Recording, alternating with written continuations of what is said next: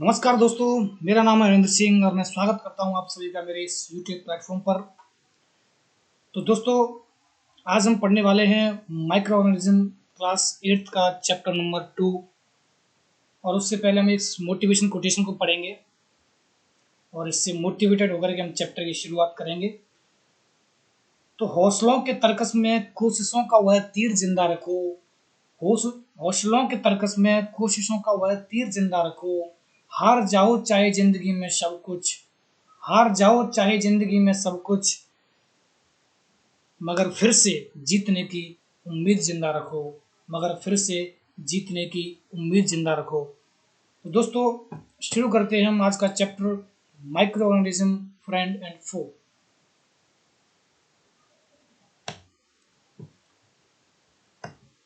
तो दोस्तों, जैसा कि चैप्टर का नाम है micro organism friend and foe, तो क्या आपने इस वर्ड को पहले कभी सुना है कि माइक्रो ऑर्गेनिज्म क्या होता है? चलो कोई बात नहीं, अगर आपने नहीं सुना है तो मैं बता दूंगा, इस चीज़ की टेंशन ना करें। बट आपने अगर सुन रखा है तो कृपया नीचे कमेंट बॉक्स में बताएं कि आपने क्या सुन रखा है और ये क्या होता है। तो चलो, कुछ लोगों ने अगर नहीं सुन रखा है तो मैं बता देता हूँ। एक बार सोच के आपको कमेंट बॉक्स में जरूर लिखना है, जैसा भी आपको पता हो। तो चलो मैं बताता हूँ। माइक्रो, यहाँ पर इसको हम तोड़ के देखते हैं। जैसे MICRO, माइक्रो, माइक्रो का मतलब होता है बहुत छोटा, वेरी स्मॉल। ऑर्गेनिज्म मीन्स कोई जीव जंतु। तो इससे हमें क्या पता चलता है? That any organism which is very micro, which is very small, उसे हम क्या कहते हैं? माइक्रो ऑर्गेनिज्म बोलते हैं। जैसा कि यहाँ पर लिखा हुआ है, there are some living organism around us which we normally can not see, these are called micro organism और माइक्रोब्स। तो कुछ ऐसे ऑर्गेनिज्म होते हैं जिन्हें हम अपनी नेक्ड आइज, जिन्हें अपनी खुली आंखों से हम नहीं देख सकते, which we called micro organism. उन्हें हम क्या कहते हैं? माइक्रो ऑर्गेनिज्म कहते हैं। माइक्रो ऑर्गेनिज्म को हम ब्रॉडली चार जो है ग्रुप्स में डिवाइड करते हैं। जैसे बैक्टीरिया है, फंगी है, प्रोटोजोआ है, या फिर एल्गी है। वैसे तो और भी तरह के होते हैं, लेकिन मेजर जो है उनको चार तरह से डिवाइड करते हैं। इनके बारे में हम चैप्टर में पढ़ने वाले हैं। तो जैसा कि आप यहाँ पर देख सकते हैं, जो एल्गी है और ये वायरसेस हैं, बैक्टीरिया हैं, फंगी हैं और ये प्रोटोजोआ हैं। तो आप में से कुछ लोग सोच रहे होंगे, सर आपने अभी बोला कि हम उसको अपनी नेक्ड आई से नहीं देख सकते, तो आपने ये फोटो जो है आपने कहाँ से दिखाई? तो इसके लिए मैं आपको बता दूं, जो सेंटर में आपको जो इंस्ट्रूमेंट दिख रहा है, इसकी हेल्प से हम इसको देखते हैं। This is the instrument with the help of which we can see this small micro organism. और इसका जो नाम क्या होता है? इसका नाम होता है माइक्रोस्कोप। आप में से बहुत से लोगों ने सुन भी रखा होगा। तो चलो आगे बढ़ते हैं। अब दोस्तों, जैसा कि आपको पता है कि माइक्रो ऑर्गेनिज्म चैप्टर का नाम ही है फ्रेंड एंड फो। ये दोस्त भी होते हैं और दुश्मन भी होते हैं। तो दुश्मन क्यों होते हैं, दोस्त क्यों होते हैं, इसके बारे में थोड़ी थोड़ी चर्चा करेंगे। तो सबसे पहले हम बात करते हैं कि दुश्मन क्यों होते हैं। क्योंकि इनकी वजह से कुछ बीमारियां हो जाती हैं हमको। तो उस बीमारियों की वजह से हम इसको क्या बोलते हैं? दुश्मन बोलते हैं। कुछ और भी इसके डिसएडवांटेज, आई मीन इसके जो हार्मफुल इफेक्ट होते हैं, उनके बारे में चैप्टर में जैसे जैसे आगे बढ़ेंगे डिस्कस करेंगे। आपको वीडियो पूरी देखनी है, पूरा कंप्लीट चैप्टर इसमें हम कवर करने वाले हैं एक ही वीडियो में। तो जैसा कि मैंने अभी बताया कि sickness due to viruses, virus भी क्या एक माइक्रो ऑर्गेनिज्म होता है। और देखते हैं हम कि वायरस की वजह से कौन सी बीमारी होती है। The common elements like cold, influenza, flu and most cough are caused by viruses. Virus की वजह से हमें कोल्ड हो जाता है, इन्फ्लुएंजा हो जाता है, या फिर कफ जिसे हम खांसी बोलते हैं, वो भी हमें वायरस की वजह से होती है। और कुछ सीरियस डिसीजेज भी हैं जो बहुत ज़्यादा गंभीर होती हैं, टाइम पर इनका हमें इलाज करना चाहिए। जैसे पोलियो है, चिकन पॉक्स है, ये सब क्या है? वायरस की वजह से होती हैं। और दोस्तों, ये आ चुका है आपका जाना माना कोरोना वायरस। ये भी एक वायरस है और इसको कौन नहीं जानता होगा। इसकी वजह से तो 2-3 साल से हमें ऑनलाइन पढ़ने को मजबूर कर रखा है। तो ये भी क्या है? एक वायरस की वजह से ये फैल रहा है। और ये कोरोना भी एक वायरस है। बस मेरा बताने का पर्पज़ यहाँ पर इतना था। और तो इसके बारे में क्या बताऊँ, आप सब जानते हैं। Next, disease due to protozoa and bacteria. Protozoa और बैक्टीरिया की वजह से भी कुछ बीमारियां होती हैं, जैसा कि यहाँ पर लिखा हुआ है। डायसेंट्री है, मलेरिया और कोज बाई प्रोटोजोआ, ये प्रोटोजोआ की वजह से होती हैं। जबकि जो टाइफाइड है और जो ट्यूबरक्लोसिस टीबी जिसे हम बोलते हैं, ये बैक्टीरिया की वजह से होती हैं। तो ये है, अभी हमने किस किस की बात करी, जैसे हम वायरस की बात कर ली, प्रोटोजोआ की बात कर ली और बैक्टीरिया की बात की। इनकी वजह से जो कॉमन बीमारियां होती हैं वो ये होती हैं। दोस्तों आपको साथ ही साथ नोट करते हुए चलना है, क्योंकि एग्जाम में पूछ लेता है that the right the example of disease which is caused by protozoa. तो आपको यहाँ पर एक एग्जांपल देना है जो प्रोटोजोआ की वजह से बीमारी जो होती है, बैक्टीरिया की वजह से होती है, वहाँ आप इसमें से एक एग्जांपल दे सकते हैं, इसलिए मैंने इनको यहाँ पर रखा हुआ है। नेक्स्ट आपको एक बार बैक्टीरिया दिखा देते हैं। वैसे अपनी जो नेक्ड आई उससे दिखते नहीं है, लेकिन मैं आपके लिए लेकर आ गया हूँ माइक्रोस्कोप की हेल्प से। तो इनमें से आपको सभी को जो याद नहीं करना है, नोट नहीं करना है, लेकिन हम उसमें एक दो नाम जो आपकी बुक में दे रखे हैं उनका आप नाम याद कर सकते हैं, क्योंकि एग्जाम में अगर ये चीज़ पूछता है तो एग्जाम्पल लिखने के लिए बोलेगा कि बैक्टीरिया को एग्जाम्पल लिखिए, या फिर क्वेश्चन भी पूछ सकता है कि इनमें से कौन सा एक बैक्टीरिया है, ऐसे करके क्वेश्चन आ जाता है। ज़्यादा बड़ा क्वेश्चन नहीं बनता, एक नंबर का क्वेश्चन बनेगा, लेकिन हमको क्या है, टारगेट अपना ये होना चाहिए कि पूरे 100 आउट ऑफ 100 हमें इसमें से हाफ मार्क्स भी कटने नहीं देना है, इसलिए आपको हर चीज़ कवर करते हुए चलना है। यहाँ पर प्रोटोजोआ भी आप देख सकते हैं बहुत सी, जैसे पैरामीशियम है, स्टेंटर है, बहुत से एग्जाम्पल इस पर दे रखे हैं, अमीबा है। आप इसमें जो जो आपके बुक के अंदर दे रखे हैं उनको ओनली याद करें, क्योंकि सबको याद करने से कोई फायदा भी नहीं है, और आप याद कर लेते हैं तो कोई नुकसान भी नहीं है। अच्छी बात है अगर आप याद कर लेते हैं तो आगे जाके अगर आपको बायोलॉजी अगर आप जब लेते हैं 11th क्लास में तो आपको उसका फायदा होगा। नेक्स्ट, अब दोस्तों मन में एक क्वेश्चन उठता है कि जो माइक्रो ऑर्गेनिज्म है वो कहाँ पर रहते हैं, अगर हमें दिखते नहीं हैं तो वो कहाँ कहाँ रह सकते हैं, जिससे इनसे बचा जाए या फिर इनको नज़रअंदाज ना करें, उनको पहले से ही होशियार रहें इनसे। तो वो चीज़, इसके लिए आपको जानकर बड़ा सरप्राइज होगा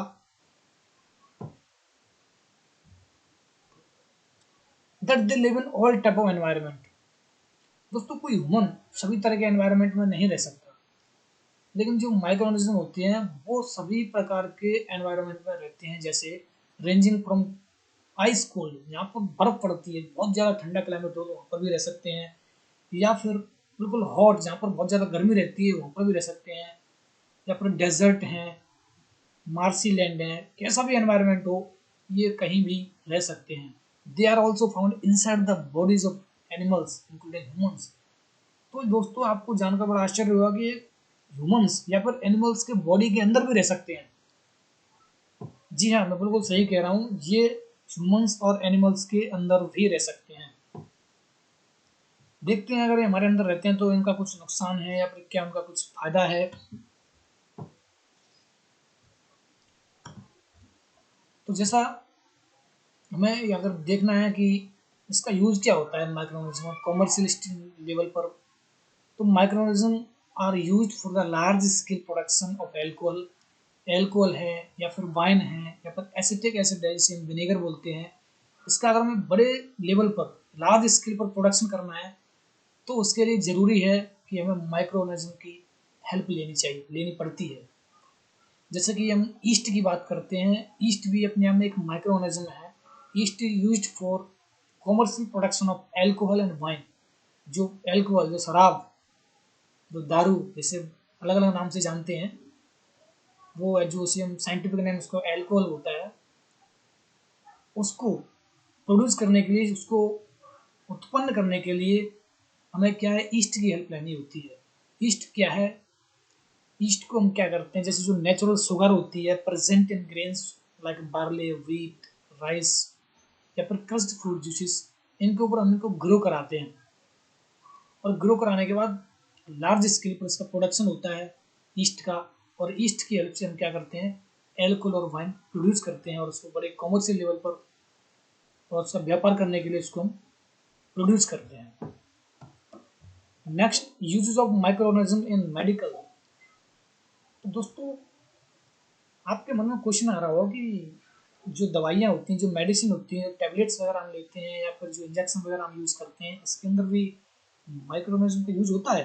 तो जी हाँ, बिल्कुल इसके अंदर माइक्रो ऑर्गेनिज्म का यूज़ होता है। पढ़ते हैं इसके बारे में हम। व्हेनेवर यू फॉल इल, जब आप बीमार होते हैं, the doctor may give you some antibodies, antibiotic tablets. तो डॉक्टर क्या करता है, हमें कुछ एंटीबायोटिक टैबलेट देता है, कैप्सूल्स देता है या फिर इंजेक्शन लगाता है, such as penicillin. The source of this medicine is microorganism. जो मेडिसिन है उनका जो सोर्स है, जहाँ से ये बनती हैं, वो माइक्रो ऑर्गेनिज्म ही होती हैं। This medicine kill or stop, ये मेडिसिन करती क्या है, दिस मेडिसिन क्या करती हैं, this kill or stop the growth of the disease causing microorganism. जो माइक्रोऑर्गेनिज्म जो डिसीज के कारण बने हुए हैं, जो बीमारी का कारण होते हैं, उनको ये मेडिसिन या तो मार देती हैं या फिर उन्हें ग्रो करने से स्टॉप कर देती है। जैसे यहाँ पर लिखा हुआ है, this medicine kill or stop the growth of the disease using microorganism, such medicine are called antibiotic. उसे हम क्या बोलते हैं, एंटीबायोटिक बोलते हैं। तो दोस्तों आगे बढ़ने से एक बार आपको बता दूं, आगे बढ़ने से पहले, कि अगर आपने हमारे चैनल को सब्सक्राइब नहीं किया है तो आप हमारे चैनल को सब्सक्राइब कर सकते हैं। आपको सिंपली यहाँ पर यूट्यूब पर वेराइटी ज्ञान इंडिया सर्च करना है और जो रेड बटन यहाँ पर जो आ रहा है उस पर आपको क्लिक कर देना है, सब्सक्राइब हो चुका है। उसके बाद आपको बेल आइकन पर दबाना है और यहाँ पर ऑल पर क्लिक कर देना है, जिससे क्या है, हमारी जो भी वीडियो आती है वो सबसे पहले आप तक पहुँच सकें और आप उसका नोटिफिकेशन आप तुरंत अपने यूट्यूब के अंदर उसको प्राप्त कर सकें, जिससे आप वीडियो को तुरंत उसका जो है फायदा लाभ ले सकें। अगला टॉपिक है वैक्सीन। तो वैक्सीन के अंदर भी माइक्रो ऑर्गेनिज्म का यूज होता है। तो चलो जान लेते हैं कि वैक्सीन के अंदर क्या होता है।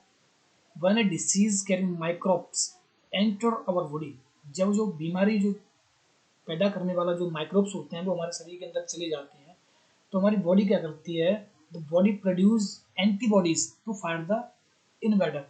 जो दुश्मन हमारे शरीर के अंदर घुस जाता है, उसको फाइट करने के लिए, उससे लड़ने के लिए हमारी बॉडी के अंदर एंटीबॉडी तैयार होती है। द बॉडी ऑल्सो रिमेंबर्स, और बॉडी याद भी रखती है, that how to fight the microbes if it enter again. अगर ये दोबारा हमारे शरीर के अंदर कभी फ्यूचर में एंटर मारता है, तो बॉडी इसको याद रखती है कि इसको किस तरह से मारना है। If dead or weakened microbes are introduce into a healthy body, अगर पूरी तरह से डेड या फिर बहुत ही वीक माइक्रोब्स अगर हमारे शरीर के अंदर एंटर किया जाता है, तो हमारे शरीर की जो एंटीबॉडी होती है वो उसको तुरंत मार सकती है। लेकिन इससे फ़ायदा क्या होगा, इससे फ़ायदा ये होगा कि हमारी बॉडी को ये याद रहेगा कि किस तरह से इसको मारना है। और अगर रियली में कभी जो माइक्रोब्स होते हैं वो हमारे शरीर के अंदर एंटर करते हैं, तो बॉडी उस पर अटैक कर सकती है, क्योंकि उसे याद है कि किस तरह से इसको मारना है। तो body fights and kill the invade bacteria by producing suitable antibodies. Antibodies remains in the body and we are protected from disease causing microbes forever. तो इस तरह जो वैक्सीन होती है उसके अंदर क्या होता है, या तो जो डेड या फिर वीक जो माइक्रोब्स होते हैं उसको हमारे शरीर के अंदर एंटर किया जाता है, और हमारी जो एंटीबॉडी होती है उसको मार देती हैं, और एंटीबॉडी हमारे शरीर में हमेशा के लिए रह जाती हैं, जो कि फ्यूचर में अगर कभी माइक्रोब्स हमारे शरीर के अंदर एंटर मारती हैं तो उसको मार सकती हैं। इस तरह से क्या हम उस बीमारी से बच सकते हैं। तो ये क्या है, जो वैक्सीन है उसका प्रोसीजर है, किस तरह वैक्सीन वर्क करती है, ये उसका पूरा प्रोसीजर है। तो जैसा कि कोरोना वैक्सीन का ट्रेंड चल रहा है, तो आपसे सभी से गुजारिश है, if you are eligible to take vaccine then you have to take the vaccine. अगर आप बेल्जियम वैक्सीन लेने के लिए एलिजिबल हैं तो आपको वैक्सीन लगवानी चाहिए, जिससे क्या है कि जो कोरोना वायरस है वो आपके शरीर के अंदर एंटर करता भी है तो हमारे शरीर की एंटीबॉडी उसको तुरंत खत्म कर सकें, उसको तुरंत मार सकें और आपको पता भी नहीं चले। अब दोस्तों ये वैक्सीन डिस्कवर किसने की थी, तो एडवर्ड जेनर नाम से एक साइंटिस्ट थे। उन्होंने इस वैक्सीन को 1798 में इसको डिस्कवर किया था। ये आपको एक्स्ट्रा फैक्ट याद रखना है for competition point of view. अब माइक्रोब्स का एक और यूज होता है, that it increase soil fertility. ये क्या है, सॉइल की फर्टिलिटी को बढ़ाता है, सॉइल की गुणवत्ता को बढ़ाता है, सॉइल को उपजाऊ बनाता है। तो कुछ बैक्टीरिया ऐसे होते हैं, some bacteria are able to fix nitrogen from the atmosphere to enrich soil with nitrogen and increase its fertility. कुछ बैक्टीरिया ऐसे होते हैं जो क्या करते हैं, एनवायरनमेंट से ऑक्सीजन लेते हैं और उसको सॉइल के अंदर मिला देते हैं। वो कुछ ऐसे कंपाउंड में उसको नाइट्रोजन को कन्वर्ट कर देते हैं, which are soluble in water और सॉइल। उनको प्लांट्स जब लेते हैं तो हेल्दी हो जाते हैं और अच्छी ग्रोथ करते हैं। इस तरह का क्या है कि microbes are commonly called biological nitrogen fixers. इन जो कॉमनली जो माइक्रोब्स होते हैं उसको हम क्या बोलते हैं, biological nitrogen fixers. Nitrogen in air, तो बैक्टीरिया क्या करते हैं, जो नाइट्रोजन होती है एनवायरनमेंट के अंदर वहाँ से ऑक्सीजन नाइट्रोजन लेते हैं और उसको nitrogen fixing bacteria transfer atmosphere nitrogen to fix nitrogen, उसको जैसे कंपाउंड में कन्वर्ट कर देते हैं which are soluble in water और सॉइल। तो इस तरह से वाटर या सॉइल जब प्लांट्स लेते हैं तो अच्छी ग्रोथ करते हैं। इस तरह से देख सकते हैं कि हम जो बैक्टीरिया हमारे लिए कितने ज़्यादा इम्पोर्टेंट है। एक और यूज है क्लीनिंग द एनवायरनमेंट। माइक्रोब्स क्या होते हैं, ये डिकम्पोज करते हैं डेड ऑर्गेनिक वेस्ट को, जो प्लांट और एनिमल्स प्रोड्यूस करते हैं, उसको convert them into simple substances. जो हम सब जो एनिमल हैं, ह्यूमन हैं या फिर प्लांट्स हैं, उनका जो ऑर्गेनिक वेस्ट होता है उसको ये करके डिकम्पोज करके उसको सिंपल सब्सटेंसेस में तोड़ देते हैं। इस तरह से वो क्या करते हैं, हमारे एनवायरनमेंट को बचाते हैं। These substances are again used by another plants or animals. Thus, microorganisms can be used to degrade the harmful and smell substances and thereby clean up the environment. माइक्रोनिज्म क्या करते हैं, जो हार्मफुल प्रोडक्ट होते हैं उनको सिंपल सब्सटेंस को तोड़ देते हैं जो कि हार्मफुल नहीं होते हैं। तो इस तरह इस एनवायरनमेंट को क्लीन करने का भी काम करते हैं। और कुछ हार्मफुल ऑर्गेनिज्म भी होते हैं, जैसे some of the organism cause disease in human beings. कुछ ऑर्गेनिज्म अभी आपने देखा कि शरीर के अंदर डिसीजेज पैदा कर देते हैं, तो ये क्या हमारे शरीर के लिए बहुत ज़्यादा हार्मफुल है। Such disease causing microorganism are called pathogens, उसको हम पैथोजेंस बोलते हैं जो डिसीज जनरेट करते हैं। और कुछ माइक्रोनिज्म ऐसे होते हैं which spoil food, clothing and leather, जो फूड को खराब कर देते हैं। अब है कम्युनिकेबल डिसीजेस। कम्युनिकेबल डिसीज क्या होती हैं, the microbial diseases that can spread from one infected person to a healthy person through air, water, food या फिर फिजिकल कॉन्टैक्ट या कॉल्ड कम्युनिकेबल डिसीज। कुछ ऐसी बीमारियाँ होती हैं जो कॉन्टैक्ट से एक इन्फेक्टेड पर्सन से एक हेल्दी पर्सन में हो जाती हैं, या फिर जैसे वाटर है, फूड है, फिजिकल कॉन्टैक्ट है, इसके थ्रू जो इन्फेक्टेड पर्सन होता है वहाँ से हेल्दी पर्सन को भी ये बीमारी लग जाती हैं। इससे कुछ एग्जांपल है, जैसे कॉमन कोल्ड, जो आपको जुकाम होता है वो भी अगर किसी इन्फेक्टेड पर्सन के आप अगर फिजिकल कॉन्टैक्ट में आते हैं तो आपको चांस है कि वो कॉमन कोल्ड आपको भी हो सकता है। चिकन पॉक्स है या फिर ट्यूबरक्लोसिस है। नेक्स्ट, कुछ कॉमन ह्यूमन डिसीजेज हैं जो नॉर्मली ह्यूमन को होती हैं। इस तरह मैंने अलग अलग कैटेगरी में इसको बांट दिया है। जैसे बैक्टीरिया डिसीज है, जी बैक्टीरिया की वजह से जो डिसीज होती हैं वो है प्लेग है, डायसेंट्री है, कोलेरा, टाइफाइड। इस तरह से लिस्ट बाय लिस्ट आप देख सकते हैं। कुछ वायरल डिसीज हैं, कॉमन कोल्ड है, mumps, Meselson, viral hepatitis, dengue fever है, चिकनगुनिया, चिकन पॉक्स। कुछ फंगल डिसीजेज भी हैं, कैंडिडियासिस, एथलीट फूट, प्रोटोजोआ डिसीजेज है, मलेरिया है, एमोवाइसिस है, अफ्रीकन स्लीपिंग सिकनेस है, काला अजहर है। अब क्वेश्चन आ सकता है जैसे काला अजहर किसकी वजह से होती है, तो आपको टिक करना है प्रोटोजोआ की वजह से। अगर क्वेश्चन आता है चिकन पॉक्स किस वजह से होता है, आपको टाइप करना है वायरल डिसीजेज। तो इस तरह से आपको ये एग्जाम्पल याद रखने हैं जो आपकी बुक के अंदर दे रखे हो। नेक्स्ट, अब कुछ ये बीमारियां जो माइक्रोनिज्म होते हैं प्लांट्स के अंदर भी बीमारी जनरेट करते हैं। प्लांट की जैसे यहाँ पर डिसीज का नाम दे रखा है सिट्रस कैंकर है, ये बैक्टीरिया की वजह से होती है। और मोड ऑफ ट्रांसफॉर्मेशन का एयर है। रस्ट ऑफ व्हीट है, गेहूँ के अंदर फंगस आ जाता है, ये फंगी की वजह से होती है। और ये एयर या फिर सीड्स के थ्रू ये ट्रांसफर होती है। या फिर येलो वेन है, ये वायरस की वजह से होती है। और इंसेक्ट इसके द्वारा ट्रांसफर का काम करते हैं, जैसे एक पेड़ से दूसरे पेड़ में बीमारी ले जाते हैं। यहाँ पर फिगर भी आप साथ साथ देख सकते हैं। Next, food poisoning. कुछ माइक्रोऑर्गेनिज्म ऐसे होते हैं that grow on our food, हमारे फूड पर ग्रो हो जाते हैं। समटाइम्स प्रोड्यूस टॉक्सिक सब्सटेंस, वो क्या करते हैं, वहाँ पर कुछ टॉक्सिक सब्सटेंस जो हार्मफुल सब्सटेंस होती हैं वो जनरेट कर देते हैं फूड के ऊपर। जब उस फूड को हम खाते हैं तो जो पॉइजनस सब्सटेंस होती है वो हमारे शरीर के अंदर जाकर के एक सीरियस इलनेस इसकी वजह से हो जाती है और इवन डेथ भी हो सकती है। So it is very important that we preserve food to prevent it from being spoiled. तो सबसे इसके लिए ज़रूरी क्या है कि हम भोजन को ढक कर रखें और इसको प्रिवेंट करके रखें, बचा कर रखें, जिससे ये स्पॉइल ना हो और हमें जाने अनजाने इसको अगर कोई खाना ख़राब हो जाता है तो उसको नहीं खाना चाहिए, जिससे कि अगर ऐसी बीमारी के चांसेस हमें नहीं हो। अब इसको देख लेते हैं कि अगर हमें फूड को प्रिजर्व करना है तो कौन कौन से वेज हैं जिनके थ्रू आप उसको फूड को प्रिजर्व कर सकते हैं। जैसे प्रिजर्वेशन बाई कॉमन सॉल्ट है, आप सॉल्ट अगर डाल देते हैं तो थोड़ा टाइम उसका बढ़ जाता है। प्रिजर्वेशन बाई शुगर है, preservation by oil and vinegar, जैसे आपने अचार में देखा होगा हम ऑयल डाल देते हैं, उससे क्या है प्रिजर्व रहता है भोजन, जो अचार होता है वो ख़राब नहीं होता। And heat and cold treatment है, जैसे आपने देखा होगा हम फ्रिज के अंदर रख देते हैं, वहाँ पर अगर वो ठंडी हो जाता है तो जो माइक्रोब्स होते हैं वो स्पेसिफिक माइक्रोब्स होते हैं जो उस टेम्परेचर तक नहीं रह सकते, तो इस वजह से हम उसको क्या कर सकते हैं, फूड को बचा सकते हैं। तो दोस्तों thank you for watching this video, और आई होप कि आपको वीडियो अच्छी लगी होगी। अगर आपको वीडियो अच्छी लगती है तो इस वीडियो को लाइक करें और अपने दोस्तों के साथ ज़्यादा से ज़्यादा शेयर करें, जिससे इस वीडियो का फ़ायदा आपके साथ साथ अन्य लोगों तक भी पहुंच सके। और अगर आपने हमारे चैनल को सब्सक्राइब नहीं किया है तो आप चैनल को जाकर के सभी सब्सक्राइब करें। और आप इसके नोट्स अगर लेना चाहते हैं, पीडीएफ अगर आप उसके प्राप्त करना चाहते हैं, तो आप हमारे टेलीग्राम चैनल को ज्वाइन कर सकते हैं, जिसकी लिंक आपको इस डिस्क्रिप्शन बॉक्स में नीचे मिल जाएगी।